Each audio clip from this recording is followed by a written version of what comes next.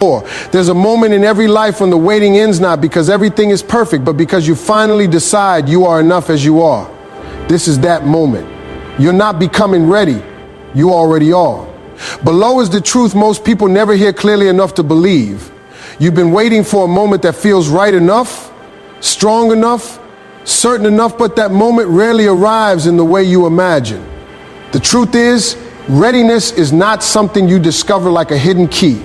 It is something you decide to step into even when your hands are still shaking. Most people delay their lives not because they lack ability, but because they are negotiating with their own doubt. They tell themselves just a little more time, just a little more practice, just a little more confidence. But time never announces when it is perfect, and confidence doesn't appear before action that grows because of it. If you look closely at anyone you consider successful, you will find a common pattern. They did not feel fully prepared when they began. They started messy, unsure, and imperfect, but they started anyway. What separated them from those who stayed stuck was not talent alone, but willingness to act before certainty arrived. Waiting for absolute readiness becomes a silent trap where potential slowly turns into frustration. Every day spent waiting feels safe, but it quietly delays the life you say you want. There is also a hidden truth. You already know enough to begin something meaningful. Not everything, not perfection, but enough to take the first step. And that first step changes everything because it breaks the illusion that you must feel ready before you move.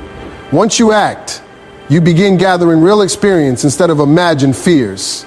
You start building evidence that you can handle more than you thought. Readiness is not a destination at the end of preparation.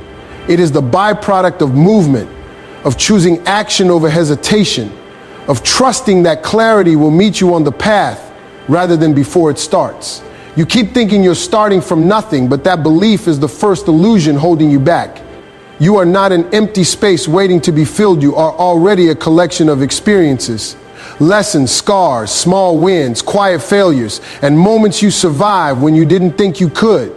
The mind tends to discount these things because hey, don't look impressive on paper, but real strength is rarely loud or obvious. It is built in private moments when you had to figure things out without guidance. When you kept going even though no one noticed.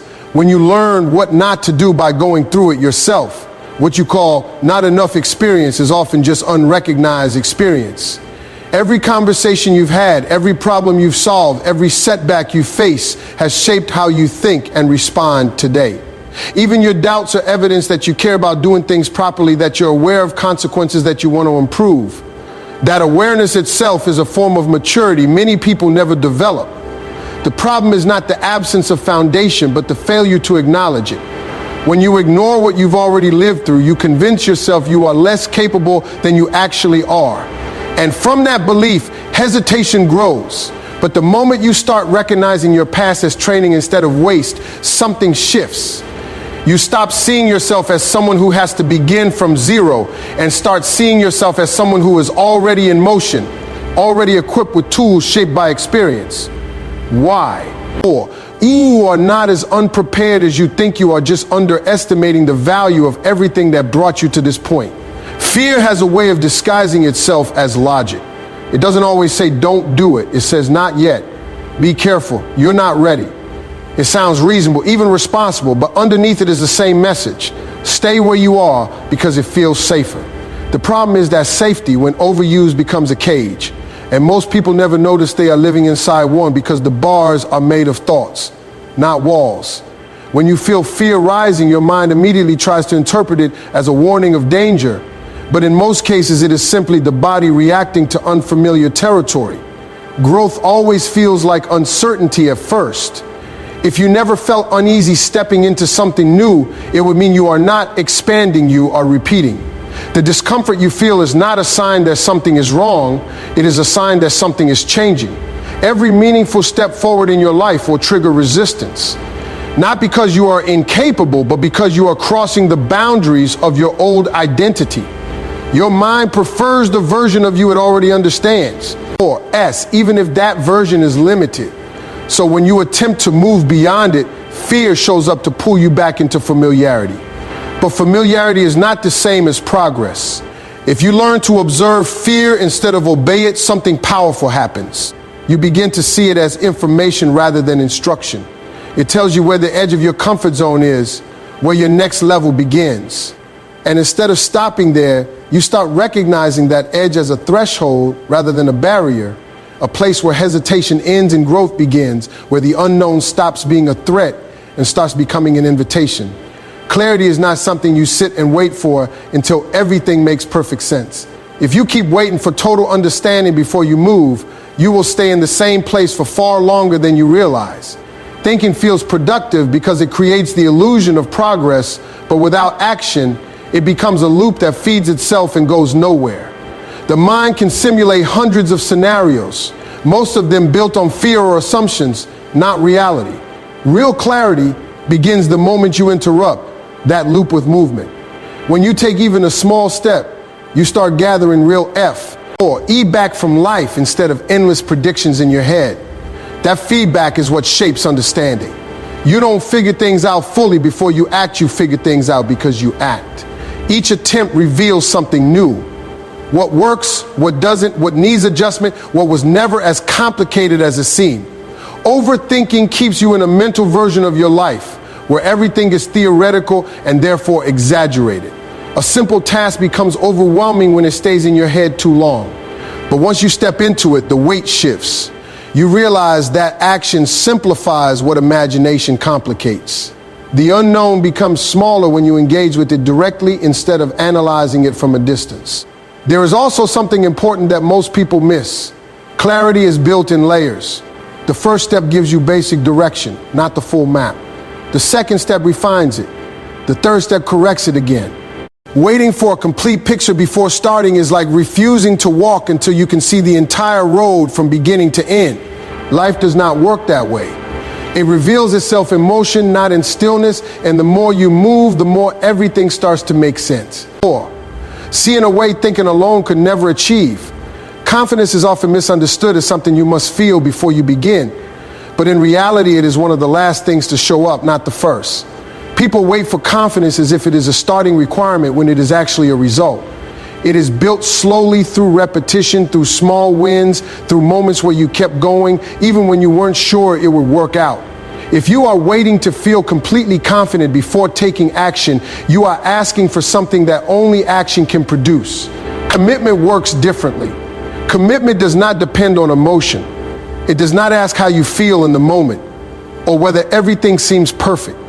It simply decides in advance that you will continue regardless of doubt, discomfort, or temporary failure.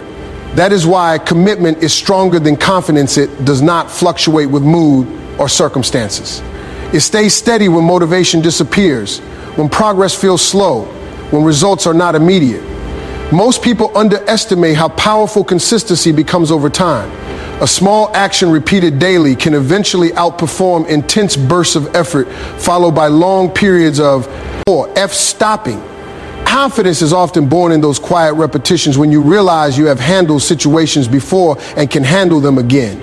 It grows in hindsight, not in anticipation.